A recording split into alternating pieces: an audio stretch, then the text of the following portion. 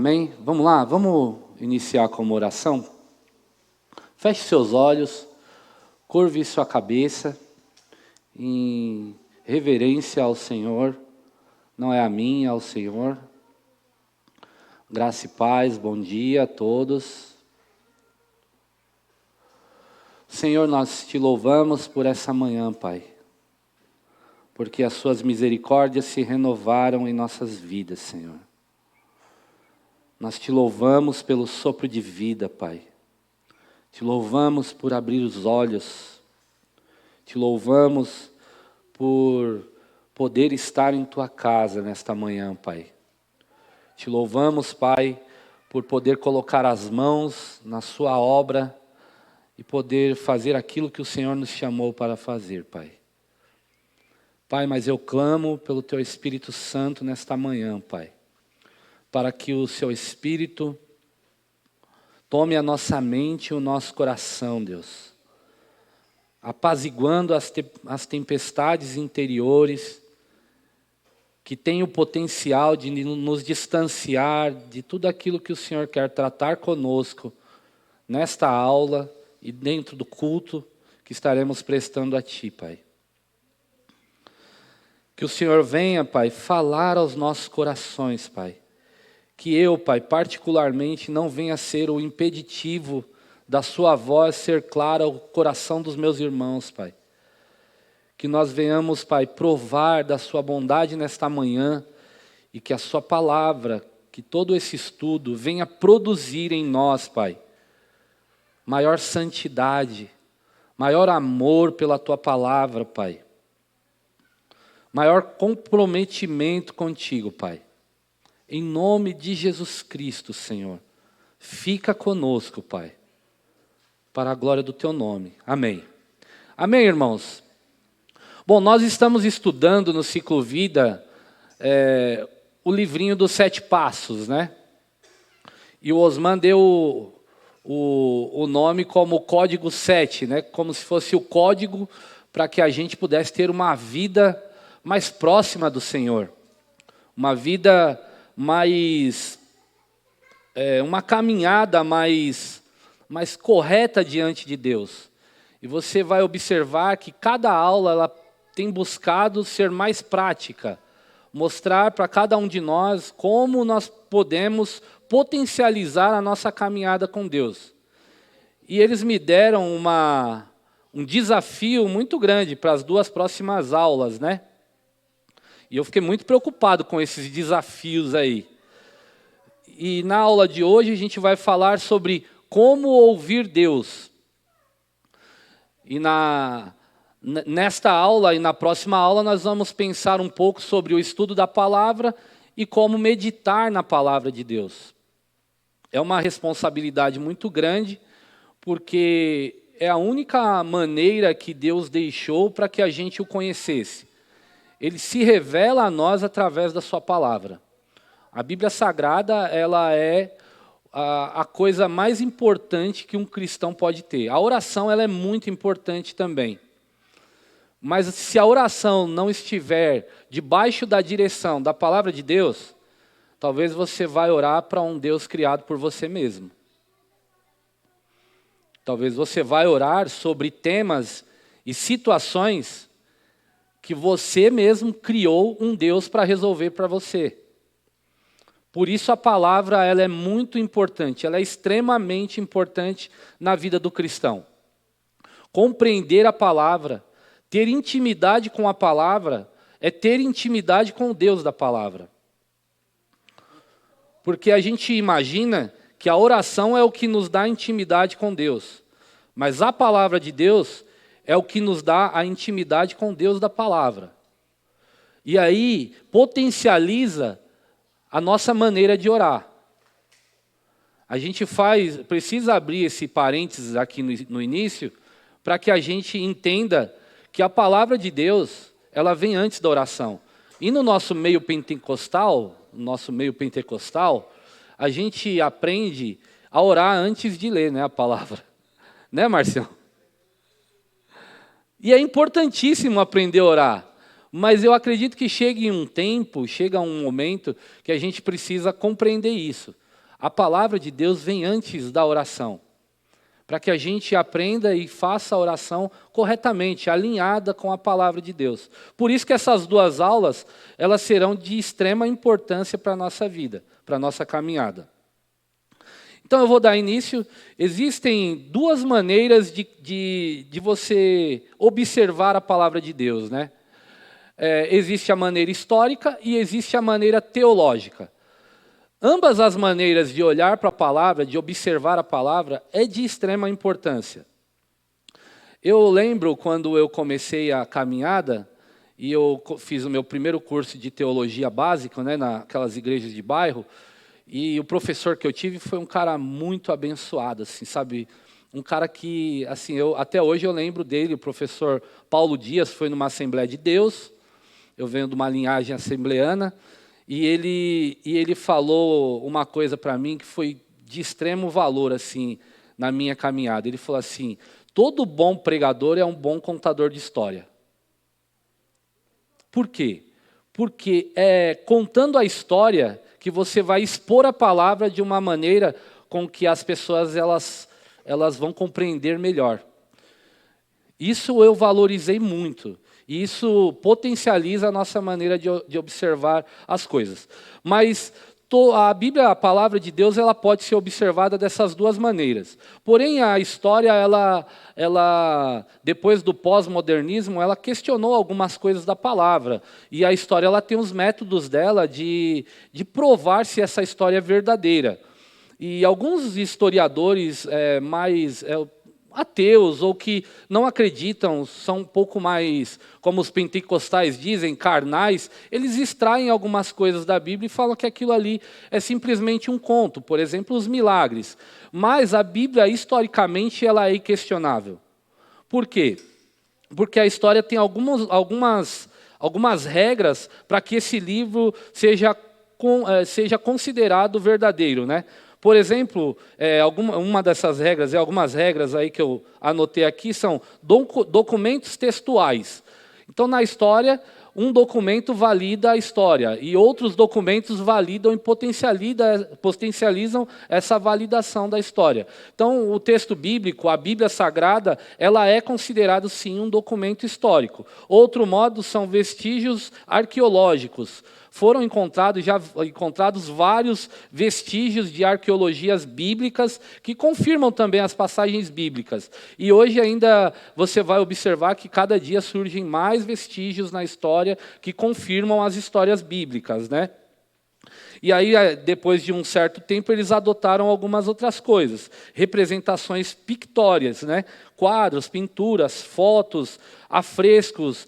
Então, algumas coisas não se enquadram porque lá naquele tempo não tinha máquina fotográfica e celular para filmar o que acontecia lá. Se tivesse, rapaz, eu acho que a Bíblia já teria alcançado aí muito mais, né? Registros orais também. Então, registros orais, pessoas que contam essa história e recontam essa história. A Bíblia Sagrada, os seus livros, não foi formada pelos escritos originais. Ela foi formada por escritos que foram reescritos com o tempo. Então, historicamente, a Bíblia é um livro válido. É um livro verdadeiro, genuíno. Mesmo o ateu, ele entende isso porque nós temos provas históricas que confirmam a história da Bíblia. Eles só fazem algumas coisas que a gente, como crentes, como teólogos, estudiosos da Bíblia, nós entendemos que são válidas, que são os milagres, são as histórias de Jesus que eles às vezes extraem, mas eles não conseguem refutar a história, a veracidade da história bíblica, né? O que a gente vai abordar mais hoje é a Bíblia mesmo como uma história real, que é aquilo que o cristão, que o protestantismo nos ensinou, né? E é a história da Bíblia ou a Bíblia da história? Para nós isso se difunde. A história da Bíblia é a Bíblia da história. Por quê? Porque nós acreditamos que Deus foi o criador de todas as coisas. A história da Bíblia diz isso. E nós acreditamos nisso. É muito importante a gente, quando fizer uma leitura bíblica, exercer a nossa fé e ter a certeza daquilo que a gente está lendo. Então ela não é uma Bíblia da história. E ela também não é a história da Bíblia, ela é os dois. Ela é o alicerce, ela é aquilo que a gente acredita. Então, o que a Bíblia conta? Ela conta a história da criação, em Gênesis 1 e 2, a história da queda, em Gênesis 3, a redenção, Efésios 1, 7 ao 8, fala da redenção, e a consumação, que é o que está por vir. Então, a Bíblia é um fato histórico, mas é um fato real para nós.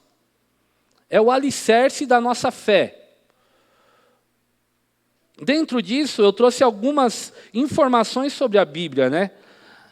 A Bíblia, a palavra Bíblia, ela é grega, ela deriva da palavra Biblion, que significa pergaminho, papiro ou livro. A expressão grega, ela quer dizer livros sagrados. Então, é a junção de vários livros históricos, reais, que compõem a nossa Bíblia Sagrada, que é o nosso alicerce de fé. Ela foi escrita por mais de 40 homens, escrito em um período de 1.600 anos, escrito em hebraico, aramaico e grego, escrita em mais em mais de 2.500 idiomas. Ela já foi traduzida. E esses números não são números fixos. Nesse momento, pode estar sendo lançada uma nova versão atingindo um novo povo. Um povo diferente desses 2.500. A cada momento tem pessoas traduzindo a Bíblia e levando a palavra de Deus a outros povos.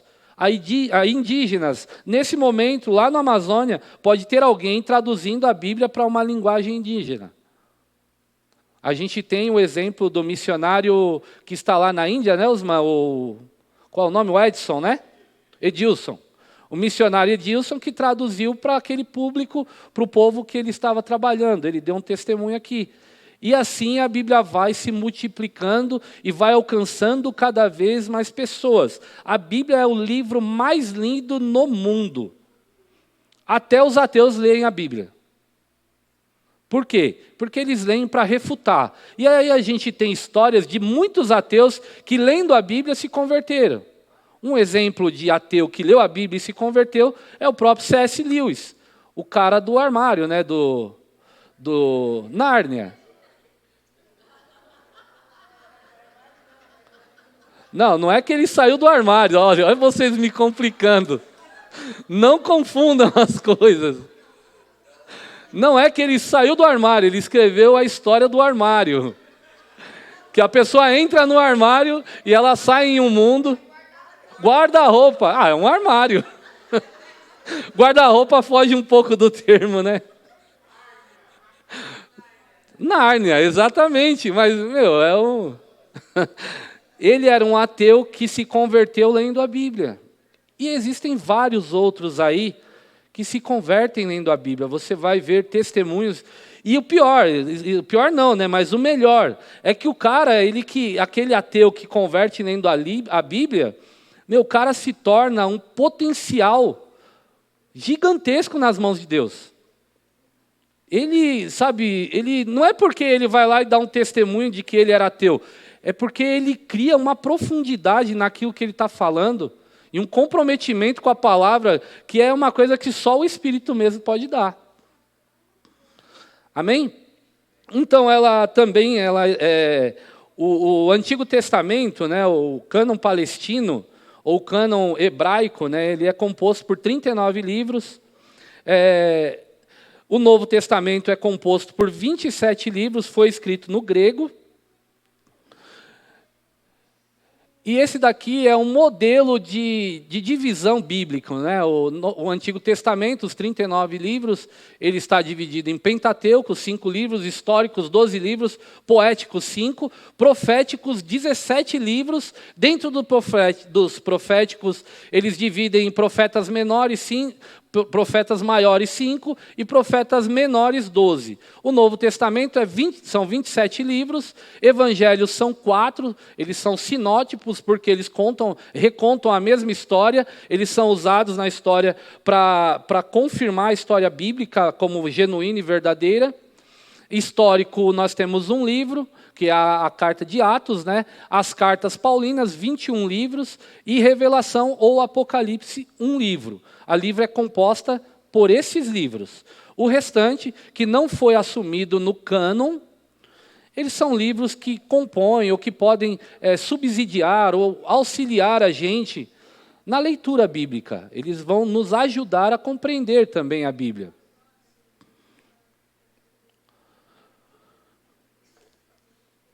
Ferramentas, eu separei aqui algumas ferramentas para compreensão de texto, porque é importantíssimo quando a gente vai ler a Bíblia, ter essas ferramentas em mãos, né? A interpretação de texto, que é a gramática brasileira. Eu não vou entrar aqui na questão da gramática, porque a gramática brasileira ela é muito ampla, então você vai precisar de uma série de ferramentas que existem dentro da gramática para compreender o texto. Uma vírgula, já ouviram isso, né? Uma vírgula muda toda uma frase, né?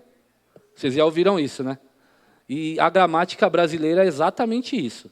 Então é importantíssimo você ter uma boa interpretação de texto e usar isso quando você está lendo a Bíblia. A exegese bíblica, né? A exegese bíblica é importantíssima também, porque a exegese ela vai fazer com que você compreenda o texto no original, daquilo que está sendo dito ali no texto. Ela vai analisar as palavras, qual foi a língua, o que o autor, o escritor daquelas palavras ele queria dizer. Então a exegese ela é muito importante para que você não crie uma exegese, que é uma grande heresia. Então a exegese bíblica ela é muito importante, observar o contexto, observar o que está escrito, o porquê está escrito, para quem está escrito. Essas perguntas precisam ser respondidas quando você está lendo a Bíblia, para que você não crie coisas da sua cabeça e confunda o texto e saia propagando uma coisa que não é real dentro da Bíblia. A hermenêutica é a maneira como você vai ler, entender e aplicar. Por que o autor estava falando aquilo naquele momento e o que ele queria com aquilo? Qual a aplicação para a vida daquelas pessoas? E quando você descobre a aplicação para a vida delas, você traz para esse tempo. Você contextualiza com a sua vida. E aí é onde a gente fala que a palavra ela se renova. Não é que ela cria um novo significado. Ela já tem o significado dela. As heresias são criadas quando você cria um novo significado para aquilo que já tem o seu próprio significado. A Bíblia é isso. O João costuma dizer sempre, né? Bíblia explica a Bíblia. A Bíblia não vai ser explicada por aquilo. O Espírito me falou. Vocês já ouviram isso, eu acredito, né? O Espírito me deu uma direção nova. Rapaz, muito cuidado com isso. Porque a Bíblia não muda, a Bíblia não vai ser alterada porque o Espírito te ensinou uma coisa diferente. Entendeu? Aí você vai ter coisas que são mais discussões que nos levam a um distanciamento da verdade bíblica. Por exemplo, quando falam que Paulo caiu do cavalo, aí os caras começam a brigar porque lá não está escrito cavalo, lá... Então, isso daí é insignificante dentro do contexto bíblico, porque eles entendem que os homens viajavam em cavalos, e aí, com certeza, Paulo, sendo um judeu, tendo posses, não estaria viajando a pé e tropeçaria numa pedra e cairia com o rosto em terra. Então é isso, algumas coisas são irrelevantes, outras a maioria são de grande relevância na interpretação. E aí quando você vai aplicar, você não pode falar assim, então Paulo e o cavalo, e criar um significado, uma simbologia para o cavalo de Paulo. Mas é insignificante se ele estava no cavalo ou estava andando. Amém? Está indo bem até aqui? Vocês estão compreendendo aí? Como fazer o estudo, como entender, como interpretar, é muito importante. A gente vai para um próximo ponto aí. Deixa eu só mudar aqui. Linguagens encontradas na Bíblia. Você vai encontrar linguagens literais. Exemplo, Lucas capítulo 1, versículo 31 ao 33, que fala claramente e literalmente que Cristo nasceria de uma virgem. Aquilo é literal, aquilo lá é literal. Nós entendemos por fé que aquilo é literal. Você vai pegar um ateu e o ateu vai falar assim, mas cientificamente, isso daí não é literal. Mas a Bíblia está dizendo que aquilo é literal. A nossa fé professa que aquilo é literal. Jesus nasceu de uma virgem. Mas como assim? É exatamente isso. Aí você vai ver Jesus falando com Nicodemos e usando uma linguagem que não é literal. É necessário nascer de novo. Como? Nascer da água e do Espírito. Mas como eu nasceria de novo? Sendo eu adulto, voltaria para o ventre? Ali já não é literal. Nós temos a linguagem figurada. E aí, dentro da linguagem figurada, você vai também expandir aí um leque de observações também gramaticais que vão falar o que é literal. E a simbólica também. Um exemplo de literal, em Hebreus 4:7, o apóstolo nos exortou: não endureçais os vossos corações. Um exemplo de figurada. Não é que o coração se tornaria pedra, mas ele está utilizando-se de uma figura de linguagem para exemplificar aquilo que ele está dizendo. Uma interpretação simbólica. Você vai ver Daniel, no capítulo 2 e 7, ele dizendo ali que ele sendo usado pelo próprio Espírito Santo. O apóstolo Pedro, você vai ver aí em 1 Pedro 2,9, por exemplo, nos chamou das trevas para a sua maravilhosa luz. Ali é simbólico. Não é que a gente estava numa treva, é uma treva interior.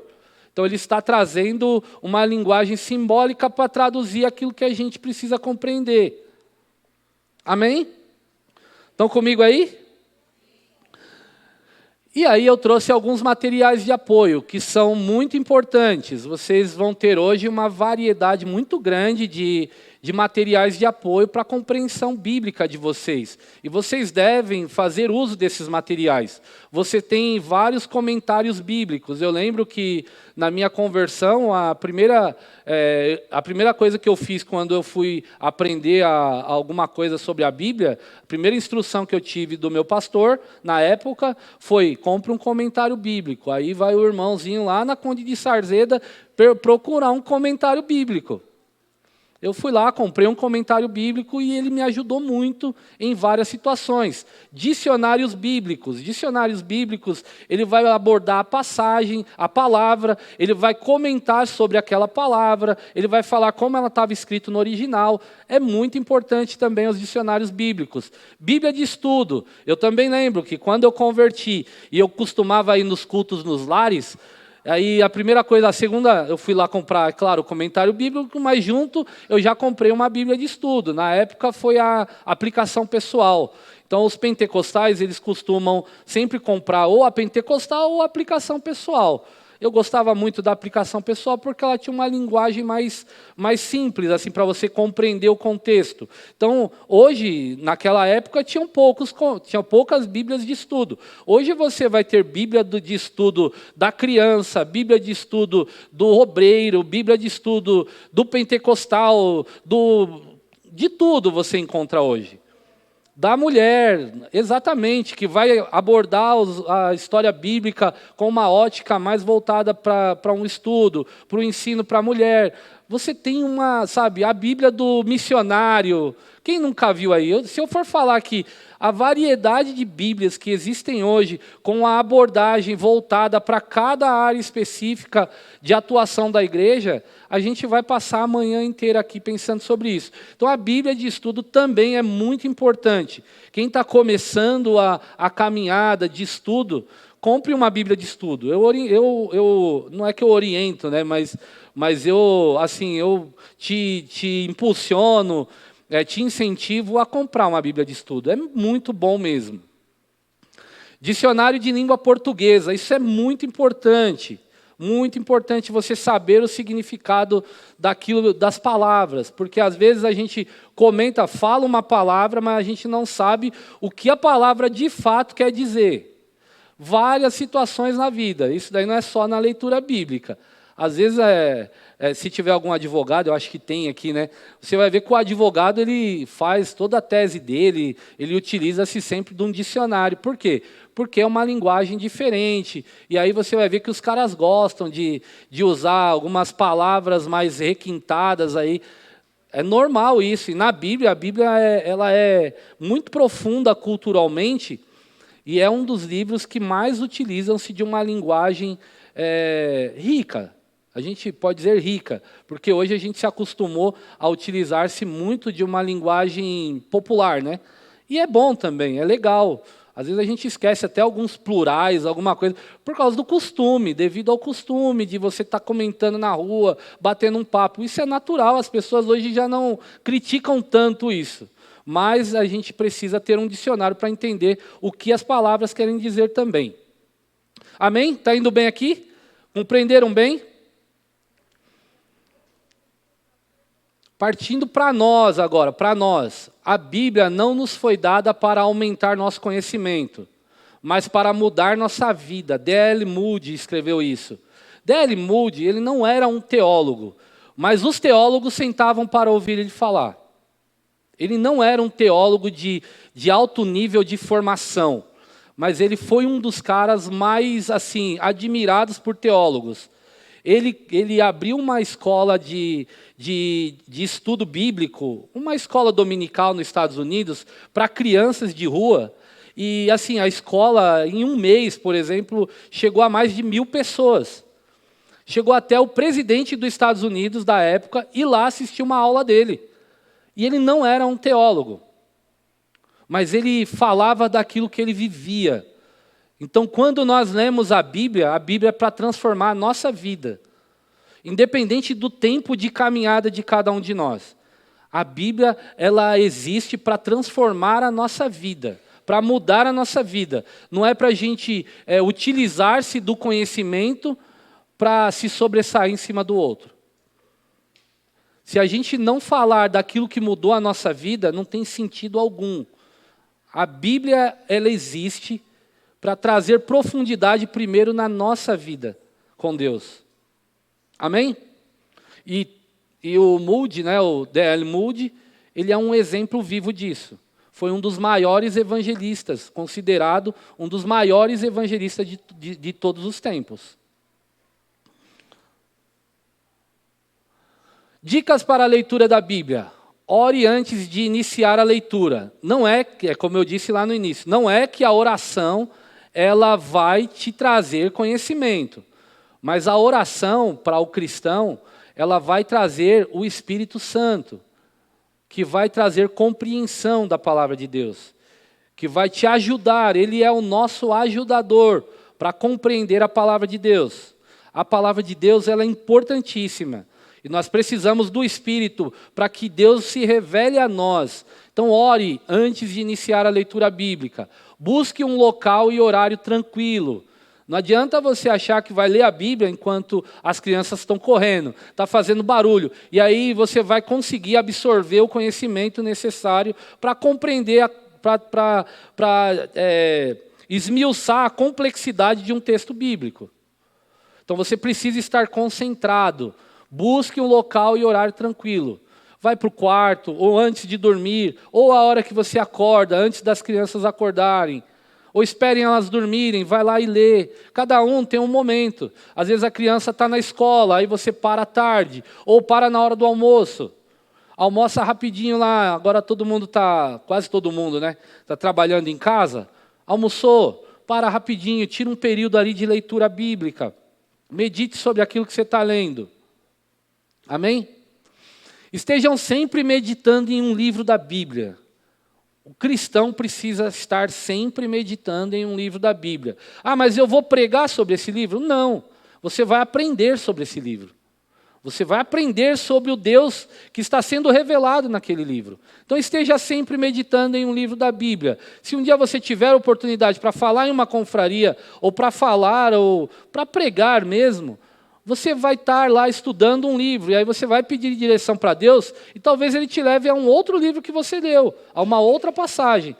Mas você estava lendo aquele livro, e hoje você está lendo outro. E Bíblia explica a Bíblia. Fortalece o seu conhecimento bíblico, traz segurança. Então estejam sempre meditando em um livro da Bíblia. Permita-se aprender. Isso daqui é muito sério. Permita-se aprender. Nós nunca aprendemos, entenda isso, o suficiente sobre a Bíblia. Nunca. O pastor Jorge está ali com 95 anos. Não, não é tudo isso, não. Ontem ele estava falando, brincadeira, né, pastora Laura? A pastora Laura já quase se levantou. Não. Mas pergunta para ele se ele não continua lendo, meditando, estudando. Pergunta se ele não tem o que aprender. Todos nós temos o que aprender. A Bíblia é uma fonte inesgotável. Fala com o pastor Ricardo, que tem lá 50 mil diplomas. Nós temos que continuar aprendendo. Permita-se aprender. Quando você se permite aprender, o Espírito te revela. Você nunca será o suficiente, sabe? Não, eu estou acima da Bíblia agora. Não. A Bíblia sempre vai ter mais conhecimento para você aprender. A palavra vai sempre se renovar. Não a compreensão, não o que está escrito, mas o seu. O Osman está me falando do horário. Leia muitos livros, mas retorne sempre à Bíblia. Todos aqueles comentários, tudo aquilo ali, você pode ler, te apoia. Busque livros, literaturas, mas retorne. Retorne sempre à Bíblia. O primeiro a praticar é o primeiro que leu. Então você não lê para o outro, você lê para você. O primeiro a praticar a Bíblia é você. Você leu para... eu estou lendo uma passagem e eu lembrei do Osman. Sabe, não se apresse a sair da presença de Deus, Osman. Veio agora, você está me apressando. Não se apresse. Olha só, não é isso, é para mim que eu estou lendo. É para mim, não é para o Osman, não. É para mim. Amém? Mais uma Bíblia que está caindo aos pedaços, geralmente pertence a alguém que não está. Esse foi Charles Spurgeon quem disse. Então, uma Bíblia surrada, forrada, anotada, certamente ela será de uma pessoa que não está caindo aos pedaços. Certamente ela será de uma pessoa que está de pé, firmado. Não, mas então ele não tem luta? Tem. Mas ele está lá, sustentado por Deus, porque ele está buscando na fonte a sua força. Estou correndo aqui. E aqui a gente vai para o exercício. Compreensão de texto. Eu escolhi o texto que está em Lucas 13, 6 ao 9, a parábola da figueira estéril. E aí eu gostaria que vocês formassem grupo bem rapidamente, que eu já estourei alguns minutos aí.